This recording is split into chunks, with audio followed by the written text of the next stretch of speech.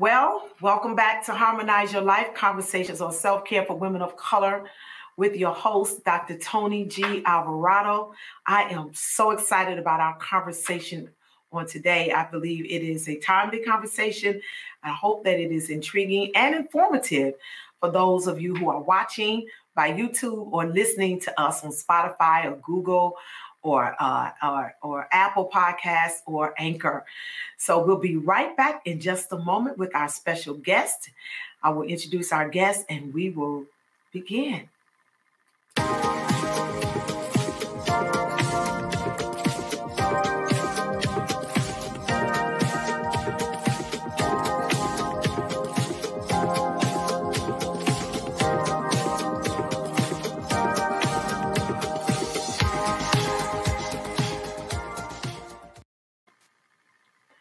Again, I'm glad to have you with us on today with my special guest that's in the podcast studio. I'm going to read her bio to you, and then hopefully once you've heard her speak, you'll understand why I invited her into this conversation.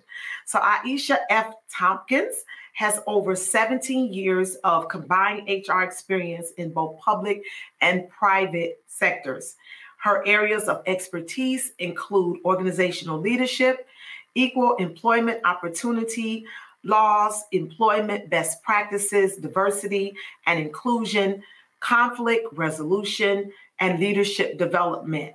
As an effective and proficient HR practitioner and training facilitator, Mrs. Thompkins assists executive level staff in an effort to minimize potential liability and risk associated with employment decisions and overall organizational functionality. Aisha Thompkins holds a master's degree in organizational leadership from Colorado State University, a bachelor's degree in criminology from Florida State University, and a professional certification in management development from Nova Southeastern University. She is also a certified life coach and published author. Aisha's most recent employment includes her role as Director of Equal Employment Opportunity and Diversity, Equity and Inclusion Services for an HR firm servicing companies across the domestic United States. In her spare time, Aisha loves to travel, run, read, and attend sporting events, especially football, and spend time with her husband, family, and friends. I am so excited to have Aisha. She is a friend. She is a spiritual daughter, a mentee, a coachee. She is a graduate of the My Sister's Keeper Foundation Leadership and Life Coaching Program, class of 2014, right, Aisha? And she's just an all-around good girl. I love her. And I'm glad to have her in this conversation with me on today. Will you help me welcome to the Harmonize Your Life podcast, Mrs. Aisha F. Tompkins. Hey, Aisha. Hello. Hello. Thank you so much for having me today. Yeah, I need to give you some of that clapping music. You know, when people go, the applause. Yeah. I need to hit the button and applause. Okay, so thank you for coming on the podcast with me today, Aisha. Of course. Thank you for inviting me. I am glad to have you. It's a long time coming. And I think the conversation that we're going to have today is a good one.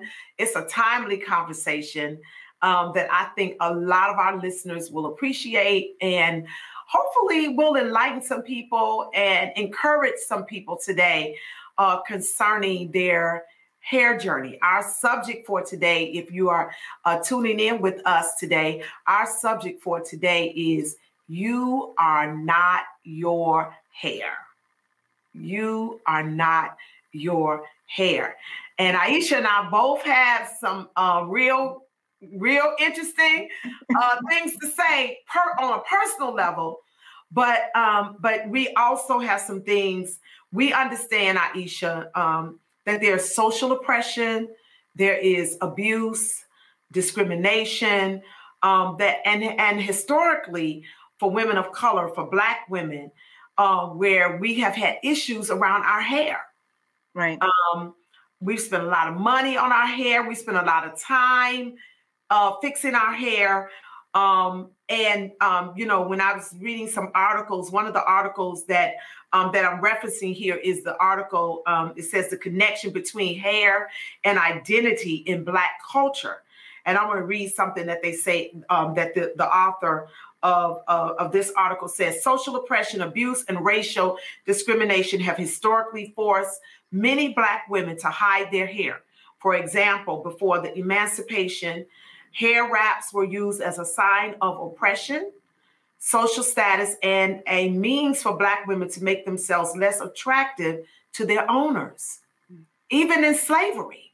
Mm-hmm. So our hair was an issue even back then. Mm-hmm. And fast forwarding, the article goes on to say, fast forwarding to when Black women entered the industrial workforce, many felt forced to adopt a more anglicized practice when it came to hairstyles, straightening, processing, and altering from its natural curl pattern and state. Even today, in certain places, industries, or workplaces, traditionally, Black hairstyles such as dreadlocks are restricted and can be a cause for termination. Mm-hmm. Mm-hmm. Sad, isn't it? Yeah. Mm-hmm. Mm-hmm. Yeah. And so we have our own stories around our hair and our journey into our natural hair journey. I started my natural hair journey last year in the pandemic. Mm-hmm. And it was something that I've been wanting to do for a number of years, but I was really, quite frankly, afraid to do it. Mm-hmm. I've been getting a perm. I'm 58 years old, and I got my first perm when I was 16. And so from age 16 to 50 into my 57th year, mm-hmm. I was getting perms. I mean, and anybody that knew me knew Dr. Toni gonna get that hair done. She gonna get her hair did. Yeah, I know. You know, right? That creamy crack. You know what I'm saying? Mm-hmm. I mean, I remember when my son was born, when Jonathan was born, right after Jonathan was born, I am bent over after having a C-section. I didn't care. I had to go get my hair done. I had a pillow holding me, but I'm bent over, walking slow, Bishop holding my arm, getting to the hair salon because I had to get my hair done. Because for somewhere in me, I associated my beauty with my hair. Right. My esteem was attached to my hair. Now, I got a whole nother story around my skin color. And that's a whole nother conversation for another day. Mm-hmm. But today we're talking about our natural hair journey. We're talking about the stigma, the sociology behind our hair, Black women and women of color, and the lengths we have gone to and through concerning our hair, the drama that we go through concerning our hair. Mm-hmm. And I know that you and I both have that. We both share that story. Yeah. Yeah. So mine for me I started contemplating, transitioning to a natural hairstyle maybe 2 or 3 years before I actually did it. And quite honestly, my thing was I didn't want to get a natural hairstyle. I wanted to just cut it all off like how it is now. I just didn't want any more hair. I just wanted to be done. And, I was always the girl who was known for, the long, thick, nice hair. I've worn my hair on my shoulders. Yeah. I've worn my hair in a bob style. Yeah. I've worn my hair in the pixie cut. Like I had always been known as the girl with the pretty hair, the girl with the pretty hair. Mm-hmm. So I began to associate my value and who I was with my hair. And so the very idea of thinking about cutting it all off made me a bit fearful because it felt as if I was going to lose who I was when I lost my hair. But there was this internal war saying, okay, well, wait a minute. You want to cut it all off, but then you feel like you're going to lose yourself. How do you connect losing yourself with losing your hair? And so I began to see more and more of my beautiful Black sisters going natural and being very comfortable in being in a natural state and really challenging societal norms of what's accepted and what's not accepted. And quite honestly, it was me watching these other Black women be bold and courageous in their decision that made me say, okay, now wait a minute. I can do this. I can do this. And so I never forget, it was a Saturday afternoon, and I had been telling my husband, telling him, hey, I think I'm gonna cut my hair. He was sick of hearing me talking about it. He kept saying, listen, when you're ready, let me know. So it was a Saturday afternoon. And I said, I think I'm ready. And so my husband knows how to cut hair. And so he said, are you serious? He said, because I'll go get, some new blades right now, and we can do this. You don't have to go to the barbershop. I'll cut it out for you. And I said, okay. So he left, he went and got some blades. And next thing I knew, we were sitting in our bathroom, and I was in a chair, and my husband had his clippers, and he was cutting my hair. And it was freeing, it was liberating, and it was beautiful.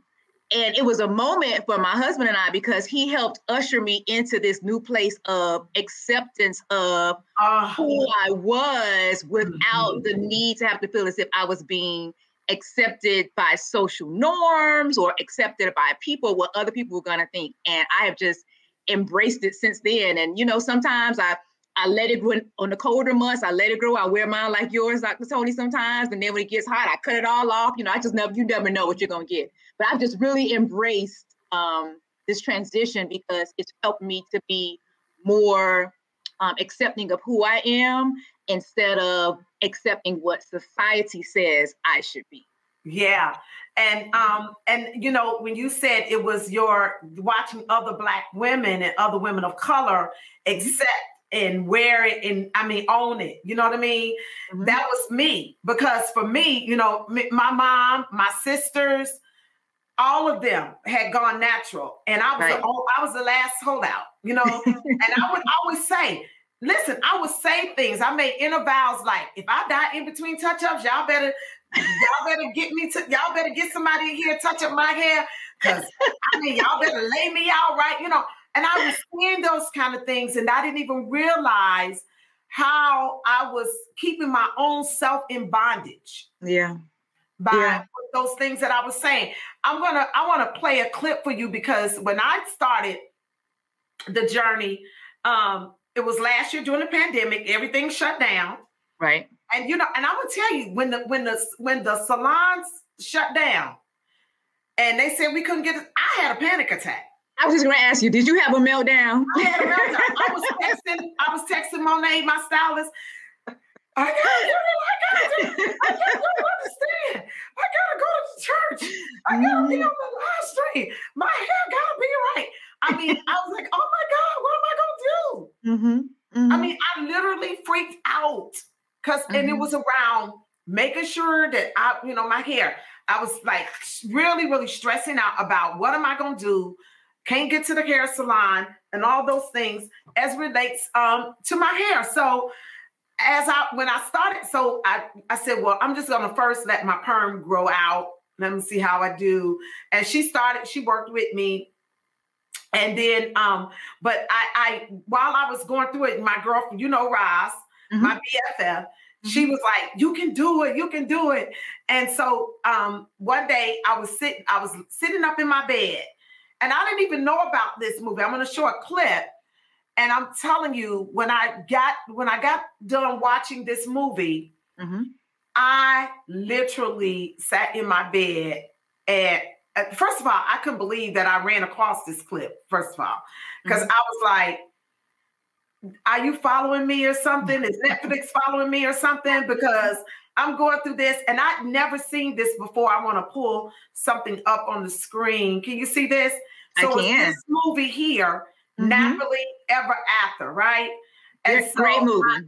Great movie. I've never seen this movie before, but I'm not a real big movie person anyway. I'm not a big TV person. So, but I'm sitting up in my bed, and because when the pandemic hit, everybody was binging on Netflix, right? So I'm binging on Netflix, and I run across this one, and it said Nappily Ever After, and I was like, oh my God. And so I sat there. Hold on a minute. I want to show this clip, because when I showed this clip, let me see here. My daughter taught me how to do this. Come on, Ariel, I'm doing this right. Okay. So I want to play this. Okay.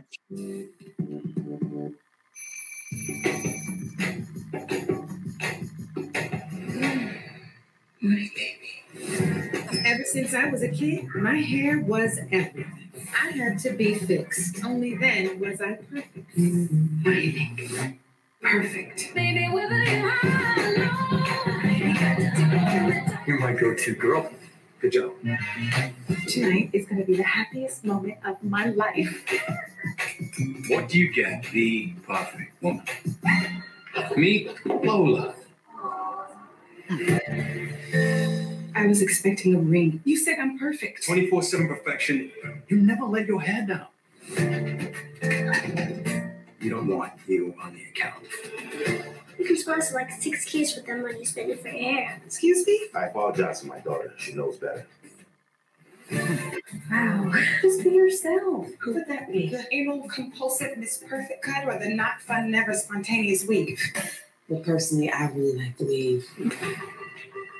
I've worked so hard to be perfect, and it still wasn't enough.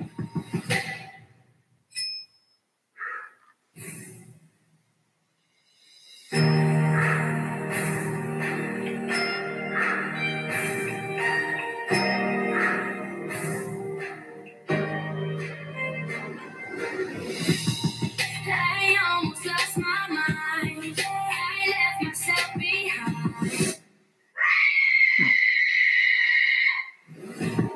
You think this is just something you did on a whim? I think you've been building up to it. You gotta own it, girl. Yes. Where are you going? To dinner. A brother is born as a woman who's real. My dad won't let me perm my hair. You don't need to do that. This craziness has got to stop. That's right. That's right.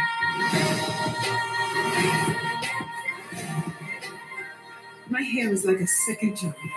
Now I'm forced to focus on myself. I wonder who I'll be.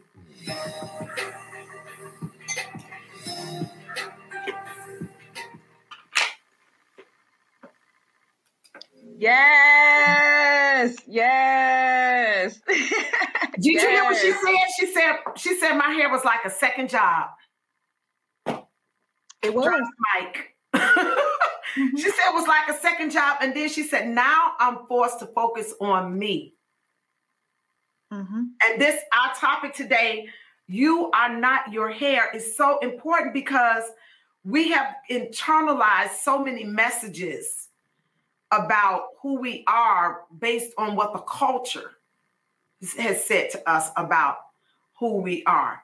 Now, you're in corporate America. And in our article, it's when we were this article, the connection between hair and identity formation with women of color, with Black women, it talked about how even in corporate settings that Black hairstyles have been even a source of termination.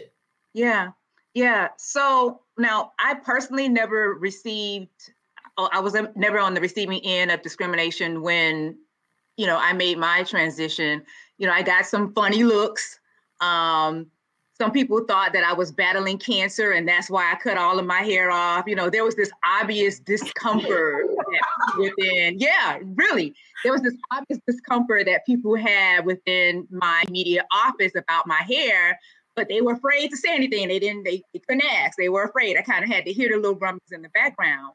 But given that I am, in the EEO industry, I've seen a lot of cases. I've worked with a lot of clients who've had cases where they've made employment decisions, whether that be failure to hire someone or fire someone because of the way they wore their hair, particularly in that ethnic or natural state, whether it be from dreads or cornrows and, the company making an argument that, that's not a professional look or it looks unkept.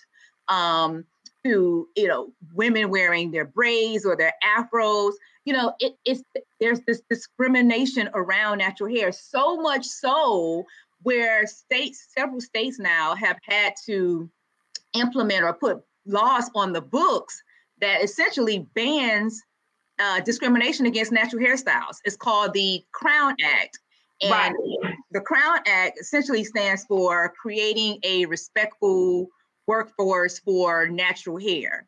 CROWN. And California actually was the first state to implement this law.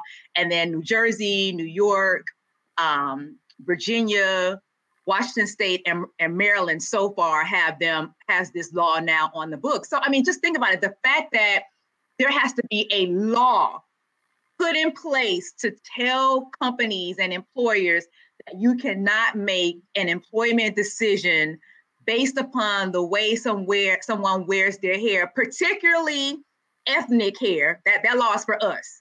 It's right. Not for them, it's for us. To have to create a law that says that, I mean, think about what that says in the magnitude of hair when it really shouldn't be. I mean, really, is hair that much of a priority where it has to determine whether or has an impact on someone's livelihood? You know, so I think this whole topic, and we hear people say it a lot. I am not my hair. You are not your hair. India Arie made the song. You know, I am not my hair. I think it's really big when you think about what it means and how deeply rooted in the historical context that our hair has in the way we see ourselves, even as little girls. You know, how we're taught and how we're trained about our hair growing up. I mean, it's such a huge issue for women of color, particularly Black women. Yeah, particularly. I mean, we would start. My mom, because there's four of us, and my mom would start on Friday, washing our hair. Then we would have to wear it like I'm wearing it today. Now, let me tell you something.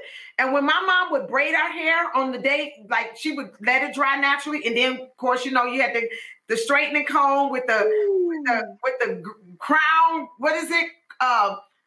The red can. I know what you're talking about. I can't think of the name of it. I was going to say Crown Royal, but I think that's alcohol, right? That's alcohol, Dr. Toni. That's alcohol. That's the purple bag. We call it hair grease. Was it Crown Diamond? Yeah, and it was red. I know exactly what you're talking about. It was in a red can. And I saw, it was so funny because I saw a meme. About it not too long ago. And it was right before Easter. And they said, everybody know what this meant. You're getting your hair done for Easter. It looked like lard in a can. That's what it looked like. Yeah. And so, but listen, and she would wash our hair, Aisha, like on a Thursday or a Friday. Friday after she got off work. She would say, I'm going to wash y'all's hair and we're going to get our hair done. So mama would wash our hair and then she would braid it. Like, kind of like what I'm wearing now. And I'm going to tell you something.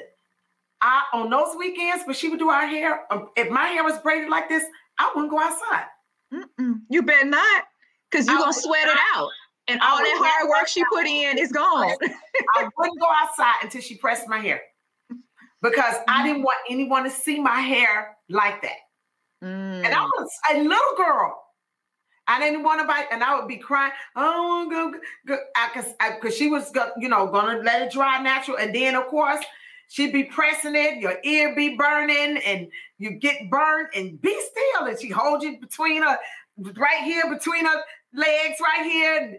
And I mean, it was four of us, and my mom would press all four of our hair, curl it, all of that, and get us ready for church on Sunday. Oh yeah. I remember those. Listen, I'm still traumatized. I'll never forget my mom, God bless her soul.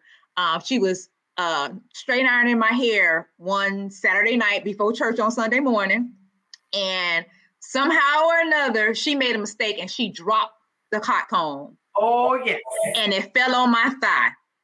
And I don't know who cried more, me or her. She cried because she knew she had done burned her baby. I cried because I was burned. And I am still traumatized to this day. Every Black woman that's ever had their hair straightened by their mama know they've been burned on your ear, your arm, somewhere. I mean, and just to think about what we put ourselves through. Yeah. For what we call beauty, or getting our hair done, or looking a certain way, or acceptable, what would be an acceptable norm, right, for our hair. So when I saw that movie, and I want to encourage those of you that are watching, if you've never seen of this movie. I want you to go to Netflix and look it up. Nappily Ever After. If you're going through a natural hair journey, this movie encouraged me. I literally cried when I watched this movie because I identify with everything that she was saying. Yeah. I could identify with this story because that was me. Yeah. That was me. Yeah. And so now I have found this newfound freedom. You know, now here's the thing, Aisha, I want us to go a little deeper in our conversation because we talked a little bit. You're in the EEO space. Mm-hmm. And so you've seen this from a corporate level, but I want to bring it a little closer home. Mm-hmm. And I want to ask you this. Have you found that there's even been discrimination among women of color or Black women as it relates to our hair? It's one thing that we got to deal with it up here with, you know, in the culture, in the broader culture. Mm-hmm. Yeah. You know, we've all done it. The whole team natural versus team relaxed or team perm or, you know, whatever else, or team weave or whatever other team there teams there are. And so we, within our own community as Black women, we then create these little different silos, right? And it can, if we're not careful, it can become kind of us against them, or which one is the better group, you know? Oh, well, you must be more woke or more Afrocentric or more in touch with your heritage if you're on Team Natural. Or, oh, you still trying to be like the other people if you're not on Team Natural. So it causes this divide between Black women. And once again, I think that it's embedded in our historical context. We always find a way to be divisive, even within our own community. You know, I even think about, and I know this is a conversation for a different day, even colorism, right? How there is we're in this community of Black women. There's still this division between Black women or darker skinned women versus lighter skinned women, right? And how the lighter skinned women are always seen as the more prettier or the more poised or the more put together. And then if you're a darker skinned, you know, woman, we hear things like, "Oh, you're real pretty for a dark girl." Heard it all. Me too. What does that mean? So I think we've created those same type of silos and divisions, even with our hair. And it should not be, because it's exhausting in and of itself to be who we are as Black women. And then to make sure that society accepts us as Black women, whether we're wearing our hair natural or not, externally. And then within our own community to then have to battle those divisive categories of natural versus non, it absolutely happens within our own community. And that's something that we have to be mindful of. And so I'm glad you asked that, because by no means am I suggesting that wearing my natural hair has put me on on a platform above any other Black woman. This is just our natural journey. And my words of wisdom or my encouragement to all Black women is wear what's going to make you happy. Right. You wear what you feel accepted, you accept, not what society dictates that you should accept. What you accept, and you do and wear what you accept, and know that doing that is enough, and knowing to value that and love that, and that's all that matters. I'm so glad you said that, because even when I started on this natural hair journey, what I did not want to do, and one of the reasons I hesitated even about having this conversation on the podcast, is because I don't want to be guilty of doing to people what was done to me. Right. In some way. In other words, me being on this natural hair journey is not to say I'm better than someone else, or to criticize the woman who is still getting a weave or still getting her hair pressed, or still getting a perm. Right. You know what I'm saying? Because we do that. And sometimes we make our journey other people's journey. And so this had to be my journey. Like my sisters went natural long before me. My mother went natural long before me, but I had to come to this place on my own. And if I never came to this place, right, of doing and you know what? And even when I started on this journey, I told my friends, I said, now this is what I'm doing right now. If I decide I want to go back to a perm, I don't want to feel that's right. I can't do that because I've said something or put myself out here as somebody or bash other people for doing it. That's not what this is about. You, like you said, here's the topic. You are not your hair. Right. So whether you wear your hair natural, with your natural kinky, curly, whatever, whether you wear it, like some days I wear it twisted, some days I let it out, you know what I'm saying? But it's all in how I feel. Today is twisted. Tomorrow I may let it, just let it go free. I may get to the point where I want to do like you did and cut it all off, like she did in the movie. You know what I'm saying? So, but the point is, we are not our hair. You and I are not our hair. And so whatever it is, it needs to be what you as an individual woman feel is right for you. Right. What's needful for you or what makes you happy. Exactly. Regardless of what anybody else may say, think, believe, or try to impress upon you. You do what you want to do because you are not your hair. You are not your hair. You are not your hair. So Aisha, tell me this. What you said something earlier about the response on your job. Have you found that response to be other people being uncomfortable with you and your hair and your family or friends? I know you talked about your husband, which I think is wonderful that Sean was the one to cut your hair. I think it was wonderful that you shared that. Yeah. Y'all shared that. I know when I decided to do my journey, my natural hair journey, and I came home and I told Bishop, hey, I'm not gonna do any more perms. I want to go natural. And what I love about my husband, he's always said, I like whatever you wear. You've always been beautiful to me. Yep. You know what I'm saying? And so, but who had to accept that was me, not him. Right. I had to. But have you found that to be other people to be uncomfortable with you when you cut it all off like you ran it now?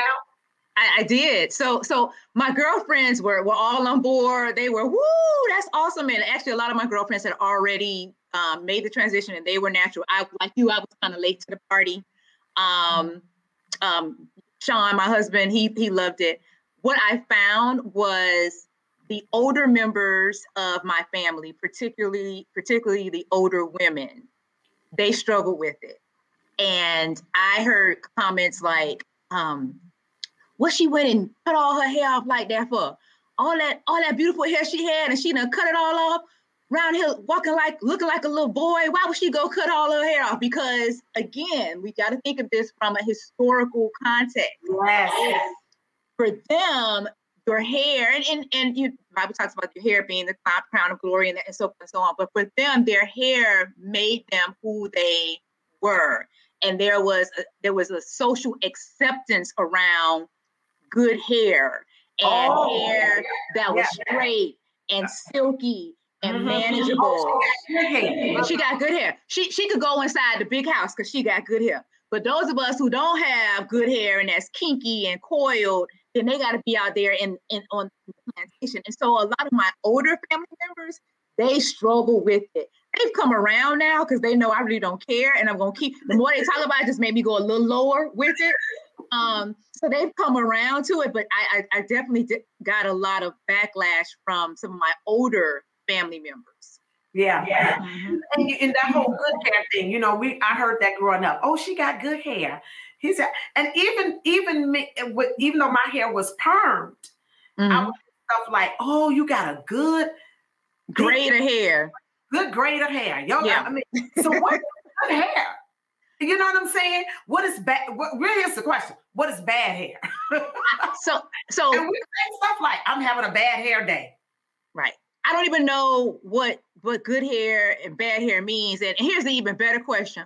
Who set the standard for what good hair or bad hair was? who set the standard? Who is it that gets to say, okay, well, you check all these boxes, and so that means you have good hair, or you don't check all the boxes, so you have bad hair. What? It's the hair god. It's the hair god. There's a hair god that's telling us what is good hair and what is bad hair. And then I'm gonna tell you, for being a pastor, being a womanist, being a theologian, some texts, biblical texts, have been misread and misinterpreted. And so women have been kept in bondage by scriptures that talk about your hair being your crown, your hair being your glory, and all those kind of things. First of all, that does not mean that you can't wear your natural. It doesn't say you can't wear your natural hair. It doesn't say that you have to have permed hair. It doesn't say that that if you decide to cut your hair down or cut your hair in a short. I remember one time, and really in a lot of religious circles, if women wore bobbed hair, I think there was a book out about bobbed hair and women who preach. They associated women who preached with bobbed hair, meaning we were trying to be like men. You know what I'm saying? So there was a lot of religious stigma around it, bondage around our hair, and women were made to feel a certain way. When of course, in some traditions, even today, women have to wear their hair covered. When they go into certain places and things of that nature. And listen, whatever your faith tradition is, I'm not coming against your faith tradition. All I'm saying is some of those traditions have been passed on based on different readings of the text. I'll just put it that way. Right. Different readings of the text. So there's so much sociology and so much theology around how we wear our hair and what we do with our hair as women, and particularly as women of color. And so I say we have to even go back and revision some of those things and some of those that we've read and interpreted and maybe even preached and instituted in our faith traditions that have really kept women in bondage. And at the end of the day, I don't think God is concerned about. We are not our hair. God, you know what I'm saying? God knows every hair on our head is numbered. He knows when one hair falls to the ground. All of those kind of things. God is concerned about who we are. Right. And we are not our hair. We're not distilled. Our essence and who God created us to be cannot be distilled. So what happens if I get cancer and my hair fall out? Does God not love me? Right. Are you no longer Dr. Toni? Do you no longer hold the value and everything that God has put inside of you because now your hair is falling out? No. Or I get older. Some women deal with bald spots, alopecia, and things of that nature. And some of it, women of color, is induced by some of the things we've done to our hair. Some of the things we've done that may have made our head or our crown not so healthy. And so I just say, look into those things, women, and make sure that you're doing what's healthy for your hair and what feels right for you. And as Aisha said, do what makes you happy. So, Aisha, I have two more questions for you, and then we're going to wrap up. So this next question I want to ask you is, what role does our definitions of beauty and hair acceptance play in our self-image, our self-care, and our self-love? What role is our definitions of beauty? How does that impact our acceptance, our self-acceptance, our self-image, our hair acceptance? So I think many of us, present company included sometimes, we associate our self-worth with how others value us or how much love we may be receiving from others. And the minute we feel as if others are not valuing us or that others may not be loving on us the way we think we should be loved on, then we associate that with, it affects our self-image. We associate that with our self-image. Instead of allowing the way we feel about ourselves and having enough self-love to know that if nobody ever stands up and applauds me, if no one ever gives me the value that I think that I deserve, I have enough self-love and I have enough value. I know the value of my worth. I know that I am enough. Regardless of how anyone else feels or thinks about me, I feel like I'm beautiful. I know I am beautiful. And that's what drives our self-image, self-worth, and self-value. I think we put so much stock in what others think and what others do for us instead of focusing inward. How do I feel about myself? So I think that that's a part of the whole beauty and self-image. And because think about it, a lot of stuff that we do for beauty purposes, it ain't even for us. It's for other people. Yeah, it is. Because we worried about what they going to think about, when we show up, what we're going to look like. Some of us have created, this persona about ourselves. So we got to make sure that we stay true to that persona. And so we show up and we're inauthentic and we spending all this money, trying to keep up with this. So if I could be honest with you, part of the tipping point for me was that I was exhausted, trying to measure up. I was spending all this money. So it had become expensive trying to measure up. And then I was showing up and I was so inauthentic. Now I ain't exhausted because I brush my hair and I keep it moving. I spent $15 to get a haircut. And when I show up, this is me. This is who I am because I am not my hair. Wow. Mm-hmm. Woo! You done said a whole lot right there. On Clubhouse, they say you dropping gems, girl. You dropping I'm telling you, and I'm praying that this conversation is a liberating conversation. Yeah. For some women. We've had this conversation, and when we went to lunch recently, and I said, "Hey, come on the podcast. Let's talk about this," because other women need to see women like you and I, who they've known and followed and know how we've been about our hair. Yeah. And to see the freedom that we're walking in now. And even in the natural, because even with our natural hair, I was reading in this article, in this particular article, the hair love, the evolution of hair acceptance, discrimination in the Black experience. Mm-hmm. And they were talking about even in the natural hair industry, we're still spending a lot of money. Oh, yeah.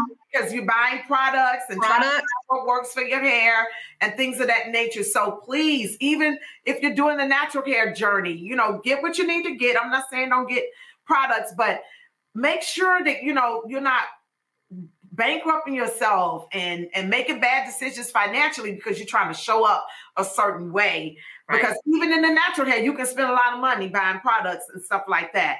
And so that's absolutely the truth. The core of it is accepting who you are. I think that's the core of this conversation. It is. Aisha, I did a conference through My Sister's Keeper. We did 3 years running, the Comfortable in Your Own Skin Empowerment Conference for Women and Girls. You actually spoke 1 year. Mm-hmm. And we were going to do it last year and the pandemic shut us down. So we've been talking about revitalizing that conference and coming back to that. And it started with a 4th grade girl who wanted to commit suicide. And I got an email on Facebook from a 4th grade teacher from a girl in her class who wanted to commit suicide because she didn't like the color of her skin. And she wanted me to speak to that girl. And I did. I said, you know what? I'll do better than that. I bought a plane ticket and I went to Houston, Texas, and I spent a full day in that school teaching the 2nd grade, 3rd grade, and 4th grade girls about self-love and about being comfortable in their own skin. And this natural hair journey is part of that. Absolutely. Being comfortable in our own skin. And I know for me, when I started, Rosalind said to me last year when I started on this natural hair journey, she said, your hair journey is part of your whole self-care movement. Mm-hmm. And she was like, this is a part. She said, this is taking you to a whole nother level in your whole self-care, your movement and your desire to see women of color care for themselves. And so Thank you for being my dialogue partner on this today. I just want to do a little shout out a little bit here. I just want to let everybody know in case they're tuning in and want to follow you. My guest today is Aisha Thompkins. I want you to follow her. She has her own organization, Iconic Woman, and I'm looking forward to seeing more come out of her with Iconic Woman. I'm her coach, her mentor, her spiritual mother, and I'm having her right now in front all of it. Okay, we'll say more about that later. Look for her. Look for her. Iconic Woman. And I'm just let you know where you can find her on Facebook at Aisha Ferguson Thompkins. You can find her on Instagram at The Iconic Woman. And you can also follow her on Twitter at Aisha Thompkins. I want you to find her and follow her. She is a woman of color with a lot of confidence and courage. And I believe that she has a lot to say that can help you. She works in that whole diversity, equity, and inclusion arena. And so I want you to follow her, bring her to your events, let her come speak to your women. She is an empowerer of women. She's also a coach. I want you to be able to bring her to your platforms and let her share. I also want you to know that you are listening to the Harmonize Your Life Conversations on Self-Care for Women of Color podcast with your host, Dr. Toni Alvarado. Women, I want you to join the Harmonize Your Life Women's Self-Care Network. Join the network because it's conversations like this that we're having. There are women in the network who are part of what we're doing in this self-care, health, and wellness space, and we will do you good on your journey. I just want to encourage you to join us, follow the podcast, join the self-care network so that you can, I can help support you in your health and wellness goals, not only me, but also the women who are a part of the network. We have women like Aisha who are a part of this network, professional women and mothers, single women, married women, therapists, medical doctors, nutritionists, teachers, women in ministry. We run the gamut of women in this network, and we are a refreshing well for one another. We are concerned about self-care for ourselves and for our sisters. You can follow the podcast on Apple, on Google, and Spotify, and you can also watch us on YouTube. You can watch the podcast on YouTube. So those are my little commercials for the day. I just want to thank you again, Aisha, for coming on with me and helping me with this conversation. Thank you, thank you, thank you. I believe some women are going to be empowered. I'm going to give you just a minute to give us one final word of encouragement on your way out. Give us one more pearl or nugget on your way out. Sure. So, I'll just piggyback off of Dr. Toni, your focus area and this movement of self-care. Self-care is about the holistic body, your mind, body, and your soul. And as we talk about our hair and we talk about the emotional wellness and the emotional being associated with accepting yourself and with knowing that you are enough, regardless of how you wear your hair or how society may dictate the way that you wear your hair, knowing that you are enough and accepting you and loving on yourself is a part of your self-care. So be good to yourself, take care of yourself, love yourself, know that you are enough, know that you are valued, know that you have wisdom and pearls inside of you, that you are not your hair. Thank you, Dr. Toni, for allowing me to be with you today. I appreciate this time and good talking to you ladies. All right. Thank you. We'll see you all next week on the Harmonize Your Life Conversations on Self-Care for Women of Color podcast.